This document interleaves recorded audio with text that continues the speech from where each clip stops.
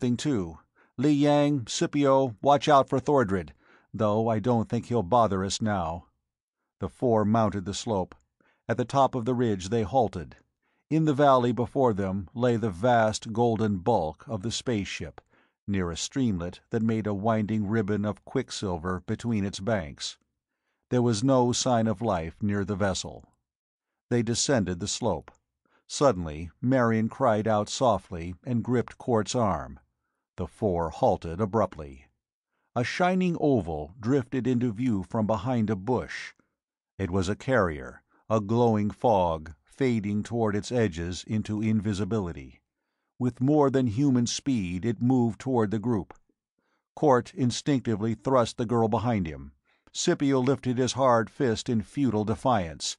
Then he remembered the saber and drew it. But there was no defense against a carrier, Cort knew. He opened his mouth to shout a command to flee, but for some reason that he could not define, he waited. The shining thing halted. It was motionless, and Cort was conscious of an intent regard.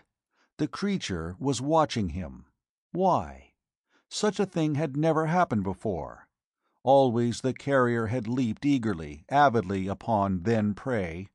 Why did this horror wait? Cort inexplicably felt something stir and move in his brain. Briefly the image of old Sammy, with his brown wrinkled face and his mop of white hair, rose up vividly in his mind. Behind him Marion's voice whispered like a prayer. "Sammy!" The shining thing seemed to hear. It hesitated and drew back.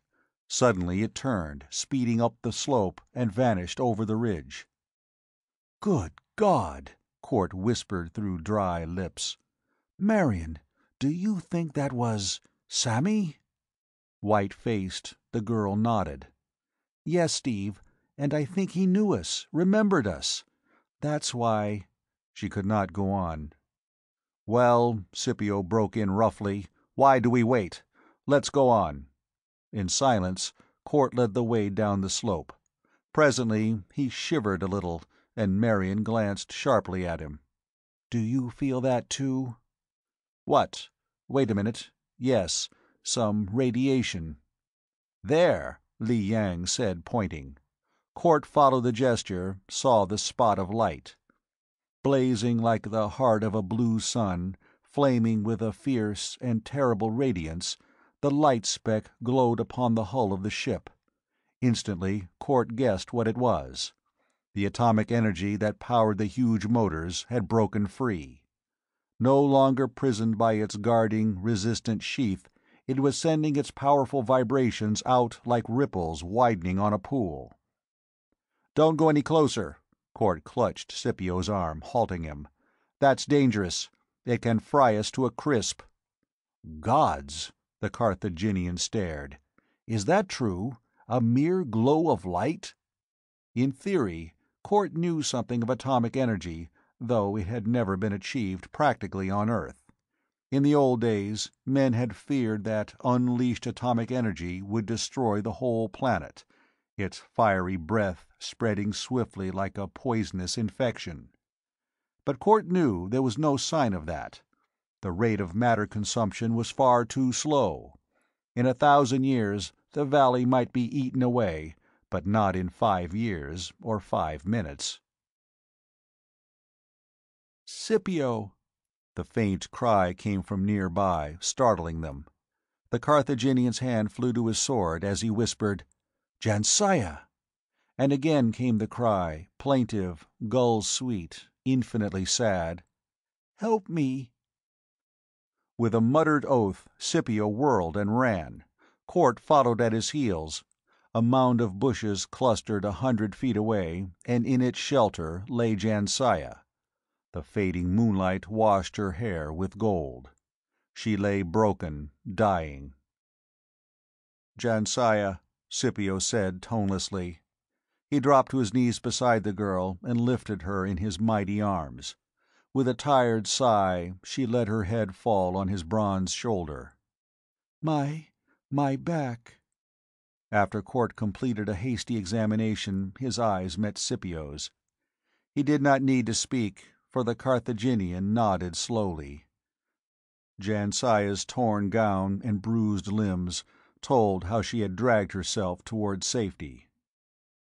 "Thordred left you?" Scipio asked in a queer, hoarse voice. The strangely beautiful green eyes misted with pain as she held herself close to Scipio's barrel chest. The Carthaginian's gargoyle face was the color and hardness of granite in the moonlight. I think I might have loved you, warrior," Jansaya murmured. Then she sobbed restrainedly with unbearable agony. The golden lashes drooped to shield the sea-green eyes. The tender lips scarcely moved as the girl whispered, "There was not ever any pain in old Atlantis." Her head drooped on his arm and was motionless. Gently, Scipio laid her in the shelter of the bushes. He touched her hair, her eyes, then tenderly he touched his lips to those red, silent ones, from which even the faint hint of cruelty had gone. As he drew back, the last glow of the sinking moon failed. The eternal dark accepted Jansaya and shrouded her. The starlight was cold as glittering ice on Scipio's savage eyes as he rose. He stood towering there, motionless, staring at nothingness. Slowly he turned to face the west. "Court," he rumbled distantly, "you heard her?" "Yes," Court said in a low, tense voice. "He left her to die."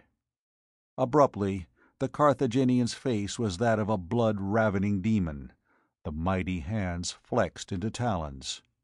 "He is mine to slay," Scipio breathed through flaring nostrils. "Remember that. He is mine to slay." But Jansaya could no longer hear. She lay limp, slim and lovely, and forever untouchable now, shielded from all hurt. She slept as a child might sleep. "You wish to kill me?" a harsh voice asked mockingly. "Well, I am waiting, Scipio." From the shadows of the bushes, Thordred's giant form rose into view. Startled bewilderment momentarily paralyzed Court. He cursed himself for a fool. He might have expected this, but finding Jansaya had made him relax his vigilance. Glaring at Thordred, he stepped aside to stand in front of Marion. Li Yang's fat yellow face was expressionless. Scipio, after one hoarse oath, had drawn his saber. He was walking forward, his eyes burning with blood hunger. Thordred's hand dipped into his garments, came up holding a lens-shaped crystal that shot forth a spear of green light. It touched Scipio. The Carthaginian halted in mid-stride, with the saber lifted, a grin of fury frozen on the gargoyle face. Court leaped for Thordred, but the green ray caught him too. The life was drained from him in a shock of icy cold. He stood motionless, paralyzed as the ray darted aside. From the corner of his eye, Court saw Marion and Li Yang stiffen into immobility. The four stood helpless, while Thordred tossed his crystal from hand to hand and grinned. "You fools," his harsh voice grated.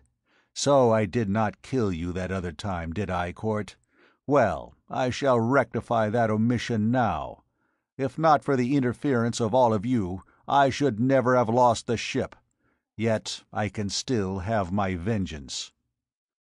He glanced down significantly at the lens he held. "You shall die slowly, in the utmost agony.